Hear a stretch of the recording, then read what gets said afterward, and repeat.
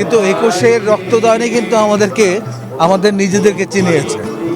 আমরা তো অবশ্যই আমাদের সংস্কৃতিটাকে ধারণ করে চলছি এবং আমাদের সংস্কৃতি শুধুমাত্র জাতীয় সংস্কৃতি নয়, আমাদের মেহনতি মানুষের সংস্কৃতি, সব মিলেই আমরা আমাদের এই দেশ এবং এই দেশের মুক্তিটা অত্যন্ত প্রয়োজন ছিল বলেই আমরা জাতীয় চিন্তা করেছি এবং ২১শে ফেব্রুয়ারি হচ্ছে আমাদের জাতীয় চিন্তার স্ফুরণের সময়।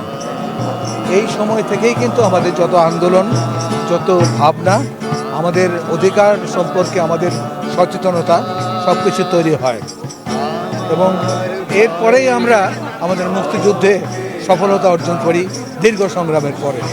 সুতরাং ২১-এর মূল্য এটি কোনো কিছু দিয়েই বদলানো যাবে না।